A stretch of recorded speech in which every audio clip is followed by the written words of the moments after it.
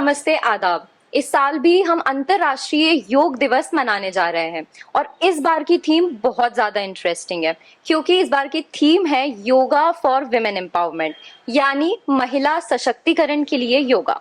अब सवाल खड़ा होता है कि महिला सशक्तिकरण और योग किस तरह आपस में जुड़े हैं। तो इसी बात का पता लगाने के लिए आज हमारे साथ हैं खास मेहमान और योग एक्सपर्ट अनामिका शुक्ला जी। मैम, आपका बहुत बहुत स्वागत है। तो पहला सवाल तो मेरा यही है कि योग से हम क्या समझते हैं, एक्चुअल में है क्या योगा? योग एक्चुअल में बहुत विस्तृत विषय है जिसका कि आप मतलब कहना चाहिए कि आप जितना पढ़ेंगे उतना वो कम लगेगा। योग का जो शाब्दिक अर्थ होता है वो होता है जोड़ना, मतलब किसी भी चीज़ को जोड़ना, दो चीज़ों को आपस में जोड़ना। पर योग के द्वारा हमारा शरीर, हमारा मन, हमारा अंतर्मन और अंतर्मन हमारे आत्मा और आत्मा फिर परमात्मा से जुड़ती है। और इस तरह से एक साधना जो होती है हमारी साधना, ध्यान, उसके लिए योग बहुत आवश्यक हो जाता है। और हम परमात्मा के सानिध्य को पाने के लिए योग का पहला चरण अपना सकते हैं। ओके, बिल्कुल। तो जैसा कि मैंने अभी कहा कि हमारा थीम ही है women empowerment, yoga for women empowerment. तो विमेन एम्पावरमेंट देखा जाए तो कोई एक आउटकम नहीं बल्कि एक पूरा प्रोसेस है। तो विमेन एम्पावरमेंट को अटेन करने में योगा की क्या भूमिका हो सकती है? देखिए, जो वुमेन्स हैं वो आज पहले के ज़माने में होते थे, घर ही घर में रहती थी, उनके पास घर का जिम्मेदारियां थी, बच्चों की जिम्मेदारी थी। पर वर्तमान में जो है महिलाएं घर देखती हैं, बच्चे देखती हैं, प्लस वो बाहर भी वर्किंग करती हैं, बराबरी में वर्किंग करती हैं। उनके पास बहुत ज़्यादा स्ट्रेन होता है, बहुत ज़्यादा टेंशन होता है। और उससे वो किस तरह से अपने आप को सुरक्षित रखें और अधिक से अधिक अपनी क्षमता को बढ़ा सकें और कार्य कर सकें, तो उसके लिए उनको योग बहुत ज़्यादा सपोर्टिंग होता है। योग, मैंने जैसे आपको पहले कहा, मन को हमारे कंट्रोल करता है, नियंत्रित करता है। तो योग का एक बहुत अच्छा सूत्र है कि योगश्चित्त वृत्ति निरोधा। योग के द्वारा हमारे चित्त की, मन की जो वृत्तियाँ होती हैं, वृत्तियाँ मीन्स आवृत्तियाँ, हमारे जो मन बहुत तेजी से भागता है तो उसको नियंत्रित करने का काम करता है। योग हमारे जो इंद्रियां हैं उनको नियंत्रित करने का काम करता है। योग हमारे मानसिक विचारों को शुद्ध करता है। योग हमारे शरीर को स्वस्थ रखता है। जब हमारे मन को स्वस्थ रखता है, हमारे मस्तिष्क को स्वस्थ रखता है। जब मस्तिष्क स्वस्थ रहेगा तो हमारा मन भी स्वस्थ होगा। जब मन स्वस्थ रहेगा, शरीर अपने आप स्वस्थ रहेगा। तो योग हमारे पूरे मानसिक शारीरिक विकास को स्वस्थ रखता है। बिल्कुल, जैसा आपने कहा कि योग हमारे मानसिक और शारीरिक स्वास्थ्य को सही रखता है। आज की जो हमारी जो फास्ट पेस्ड लाइफस्टाइल है उसकी वजह से हम देख रहे हैं कि early puberty, gynaecological issues, menstrual health problems जो है वो बहुत ज़्यादा बढ़ गई हैं। तो क्या योग इन सब प्रॉब्लम्स को कंट्रोल करने में भी महिलाओं की हेल्प कर सकता है? बिल्कुल सही, बहुत अच्छी बात आपने पूछी। आजकल ये बहुत बड़ी समस्या हो गई है, खासतौर पर लेडीज़ लोगों के लिए, क्योंकि बच्चे जो होते हैं वो समझ नहीं पाते हुआ क्या और वो मैच्योर हो चुके होते हैं। तो वो अपने आप को कैसे संभालें, वो किसी डिप्रेशन में न जाएं। तो उनके मानसिक जो संतुलन है उसको बरकरार रखने के लिए योग बहुत पावरफुल चीज़ है। इसमें हम अपने श्वासों को, अपने शरीर को कुछ शारीरिक क्रियाओं के द्वारा, कुछ मानसिक क्रियाओं के द्वारा अपने को नियंत्रित कर पाते हैं। जैसे मैंने आपको पहले बार इंद्रियों को नियंत्रित करता है।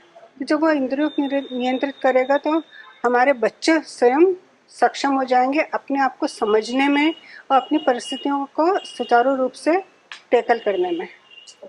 बिल्कुल। और जैसे कि अभी डिजिटल एज है तो कोई भी हो, यूट्यूब देखकर, इंस्टाग्राम, फेसबुक देखकर हम लोग योग सीखना चाहते हैं और उसको हम इमिटेट करने लग जाते हैं। तो ये कहाँ तक सही है? देखिए, तो अब मैं इसको गलत तो नहीं कह पाऊंगी, सही तो है, पर वो सही इतना है कि हमें नहीं मालूम कि हमारे अंदर क्या क्या डिसीज है। सामने वाला जो बता रहा है योग, उसको नहीं मालूम कि जो उसको देख के कर रहा है उसको क्या क्या परेशानी, शारीरिक परेशानी, मानसिक परेशानी है। वो तो एक समूह के लिए कुछ क्रियाएं बताते हैं, उनको हम देख करके नकल करके करना शुरू करते हैं। पर मालूम पड़ा कि हमको बैक पेन है, हमको स्लिप डिस्क है, सर्वाइकल है या हमें कुछ और बीपी है, शुगर है या थायराइड है, और हम अपने जो सामने बता रहे हैं योग क्रिया हम उसको करे जा रहे हैं, तो उसको करने से क्या होता है कि योग का अगर फायदा होता है फिर यहाँ पे नुकसान भी होता है। आपके शरीर में कुछ बीमारियां हैं जिनके कारण आपने सही तरीके से सही योग को नहीं चुना और आपने उस योग को कर लिया, तो आपको उसका दंड भुगतना पड़ेगा। तो as a working women yourself, आपको योगा ने किस तरह एम्पावर किया? मुझे तो योगा ने बहुत किया, बहुत किया।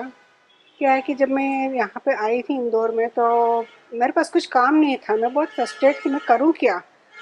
तो मैंने मेरे जो ताऊ जी हैं वो बहुत बड़े योगाचार्य रहे हैं, बचपन से हमको योगा सिखाते रहे, पर वो ये है कि घर की मुर्गी दाल बराबर, हम लोग ध्यान नहीं देते थे योगा में। तो बहुत अच्छी संस्था चलाते थे योग मित्र मंडल, उसके प्राचार्य रहे वो। उन्होंने कहा कि इसको ज्वाइन करो और अपने समय को, शेड्यूल को अच्छे तरीके से व्यवस्थित करो। मैंने उनके कहने से अपना डिप्लोमा वहाँ से किया। 6 महीने का डिप्लोमा था। 6 महीने जब रेगुलर क्लासेस की और जो प्रॉपर तरीके से मैंने योग सीखा, तो उसका मेरे जो मानसिक, जो मैं वो हो रहे थे, डिस्टर्ब हो रही थी, मेरे को समझ में नहीं आ रहा मैं करूँ क्या, तो मुझको सोचने समझने की एक सही राह से क्षमता मिली, प्लस मेरा शरीर भी स्वस्थ रहा। तो मेरे में जो एनर्जी आई, तो उससे मैं अपने लाइन सही तरीके से चुनने में सफल हुई। सबसे बड़ी चीज़ मेरे के अंदर आत्मविश्वास उत्पन्न हुआ। तो योगा ने मेरे को बहुत फ़ायदा दिया। Thank you. तो जिस तरह योगा ने आपको फायदा दिया, तो डू यू थिंक कि जब महिलाएं योगा सेशन ज्वाइन करती हैं तो उनमें एक बॉडी पॉजिटिविटी और स्पिरिचुअल ग्रोथ होती है और एक तरह का नेटवर्क, एक कम्युनिटी मिलती है, तो इससे महिलाओं को क्या और किस तरीके से फायदा होता है? देखिए, महिलाओं को तो हर तरह से फ़ायदा ही फ़ायदा रहता है। मैं तो कहूँगी महिलाओं को नहीं, सभी लोगों को फ़ायदा होता है, पर महिलाओं को फ़ायदा इसलिए होता है कि घर के काम, बाहर के काम, उनका अपने लिए समय नहीं मिल पाता, बिल्कुल भी समय नहीं मिल पाता है कि अपने फिजिकल कुछ करें। और फिर जाती हैं वो लोग जिम में हफ्ते में एक बार, जहाँ पे वो वर्कआउट करते हैं, फास्ट फास्ट करती हैं, जिससे उनकी शारीरिक क्षमता है बढ़ने की जगह ख़त्म होती जाती है। तो जब योगा करते हैं अपनी सांसों और प्रश्वासों के द्वारा, तो जब हम श्वास प्रश्वास द्वारा सही तरीके से, सही ट्रेनर से, सही योगाचार्य से अपने अनुकूल योगासन करते हैं, और उससे जो हमारे शरीर में फ़र्क पड़ता है, तो उससे हमारी जो मानसिक शक्ति है वो बढ़ती है, हमारी शारीरिक क्षमता बढ़ती है, और हम प्रसन्न होकर के अपने कार्य कर पाते हैं और सही निर्णय, समस्याओं का सही समाधान कर पाते हैं। बिल्कुल। तो कई ऐसे हमारे व्यूअर्स होंगे जो आपकी ये बात सुन के योगा स्टार्ट करेंगे, तो ऐसे जो बिगनर्स हैं जो जस्ट अभी अपनी योगा की जर्नी शुरू करने जा रहे हैं, उनको आप कौन से ऐसे आसन हैं जो आप उनको सजेस्ट करेंगे? देखिए, योगा तो आप किसी भी उम्र में कभी भी करें तो बहुत अच्छी चीज़ है, पर ज़रूर ये है कि एकदम से फास्ट नहीं करना है, बहुत ज़्यादा नहीं करना है। और सबसे पहले जैसे आपने कहा बिगिनर्स हैं, तो आप अंग संचालन से करें, मतलब हाथों की कुछ क्रियाएं होती हैं, पैरों की क्रियाएं होती हैं, थोड़ा सा कमर का क्रियाएं होती हैं, बहुत हल्के आसन होते हैं, एक तरह से कहना चाहिए वार्म अप जो होता है वो करें, पर वो भी योग के अनुसार करें। योग के अनुसार मतलब श्वास और प्रश्वास के साथ, सांस लेना कब है और छोड़ना कब है, और कितनी देर किसी भी पोजीशन में रुकना है, ये प्रॉपर तरीका होता है योग का। तो जब आप इसको अपनाएंगे तो आपको 100% बहुत फ़ायदा मिलेगा। ठीक है। तो जैसा कि आपने बताया कि योगा जो है वो हमें पूरी तरीके से ट्रांसफॉर्म करने में हेल्प करती है, तो योगा का ये जो ट्रांसफॉर्मेटिव पावर है, इस पे आप और क्या बताना चाहेंगे? देखिए, आपको अगर ऐसा लगता है कि मैं अपने शारीरिक, मानसिक, बौद्धिक क्षमता को बढ़ाऊं, आजकल जैसे आप देखते हैं कि लोग भूलने लग गए हैं, याद नहीं रहता है, छोटे छोटे बच्चे भूलने लग गए हैं, तो उनके लिए ये बहुत ज़रूरी है कि आप योगा करें। योगा में एक बहुत अच्छे श्वास के लिए प्राणायाम, आप प्राणायाम अपनाएं। बहुत समय नहीं, केवल दिन में आधा घंटा आप सुबह निकाल लें, उसमें से 20 मिनट आप योगा को दें, शारीरिक क्रियाओं को दें, और 10 मिनट श्वासों को दें, प्राणायाम को दें। तो आपका मानसिक जो है ताकत, पावर, वो बढ़ जाएगी, प्लस आपकी शारीरिक क्षमता बढ़ जाएगी, और आप किसी भी समस्या का समाधान बहुत शांत तरीके से, बहुत आराम से उसको कर पाएंगे। बिना किसी टेंशन के। जैसे आजकल आप देखते हैं कि लोग बच्चे, छोटे छोटे बच्चे सुसाइड कर रहे हैं, बहुत एग्रेसिव हो जा रहे हैं, किसी पे भी हमला कर दे रहे हैं। तो ये जो हम बहुत ज़्यादा स्ट्रेस जो पड़ता है बच्चों पर, पढ़ाई का, पेरेंट्स का, नंबरिंग का, पोजीशन का, तो ये सब चीज़ ख़त्म हो जाती है। महिलाओं के लिए घर के बाहर के जो टेंशन्स होते हैं उस पर बहुत ज़्यादा नियंत्रण होता है। जैसे कि मैं सबसे पहले आपको बताया था कि हमारे इंद्रियों को नियंत्रित करता है, तो हमारी जो मानसिक क्षमता है, सुनने सोचने की क्षमता है, ये सबको वो नियंत्रित करता है और सही राह चुनने का हमको सहायता देता है। जी। तो कोरोना काल में आप अभी मुझसे शेयर कर रही थी कि आप, वो काफी मुश्किल वक्त था, लेकिन योगा की वजह से ही आप उस चीज को ओवरकम कर पाई थी। उसके बारे में प्लीज आप थोड़ा सा और बताइए। जी हाँ, सही बात है कि योगा में तो इस बार बहुत लोगों ने बहुत ज़्यादा कष्ट उठाए हैं, बहुत परिवार में बहुत कुछ खोया है। मैंने भी मेरे परिवार में बहुत लोगों को खोया है, पर जब मुझको हुआ तो बहुत सीवियर हो गया था।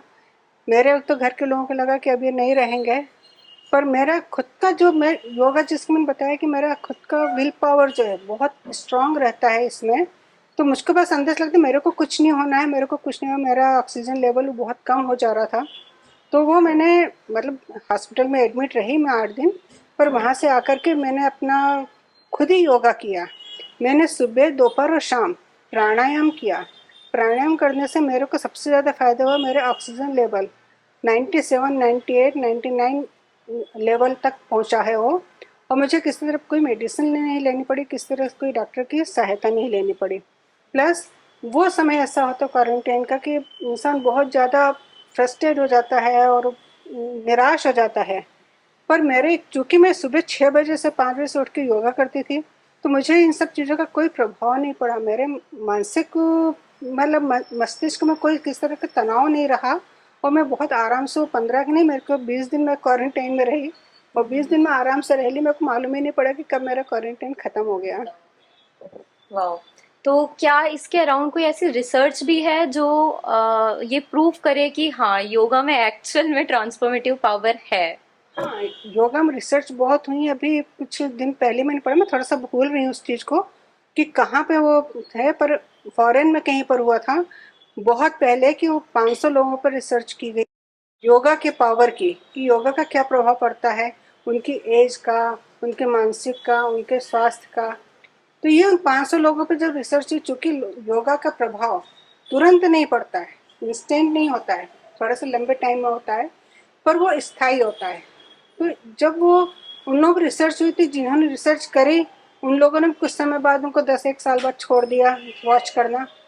पर जब बाद में उन लोगों से मिले और जानकारी मिली उन लोगों की, तो मालूम पड़ा कि जितने लोग थे वे, एक तो सबसे पहले कि स्वस्थ थे, मानसिक रूप से, शारीरिक रूप से पूर्णतः स्वस्थ थे। प्लस वो 100 ईयर्स पार करके ही वो, जी, हाँ, वो पार्टिसिपेंट्स 100 ईयर्स से उन्होंने कम से कम सभी ने अपनी क्रॉस करी है। तो ये बहुत अच्छी चीज़ है। और सबसे बड़ी बात, स्वस्थ होकर, कभी भी एक किसी ने बताया है कि वो शायद 104 साल की हो चुकी हैं और एकदम स्वस्थ हैं वो। तो बहुत अच्छी चीज़ है योगा की वजह से। और वो भी योगा करूँ, और 74 ईयर्स के बाद में उन्होंने योगा शुरू किया और वर्तमान में वो बिल्कुल स्वस्थ है, तो उनको पुरस्कार वगैरह भी मिला है। तो बहुत अच्छी चीज़ है योगा, और सबको करना चाहिए। मैं तो एक बार ये सलाह दूंगी कि जैसे आप खाना खाते हो, पानी पीते हो, फ्रेंड्स से मिलते हो, बातें करते हो, तो 10 मिनट का, 15 मिनट का सुबह का समय निकाल लो योगा के लिए। हमेशा के लिए सारी टेंशन खत्म हो जाएंगे। थैंक यू सो मच, बहुत सारे विजडम नगेट्स शेयर करने के लिए। एंड आई बिलीव कि ये बातें सुनने के बाद बहुत सारे व्यूअर्स आज से ही योगा स्टार्ट कर देंगे। तो ये थी हमारे साथ योगा एक्सपर्ट अनामिका जी, जिन्होंने बताया कि किस तरीके से योगा ना सिर्फ हमें फिजिकली पर मेंटली और स्पिरिचुअली भी हेल्प कर और विमेन एम्पावरमेंट के रास्ते को आसान करती है।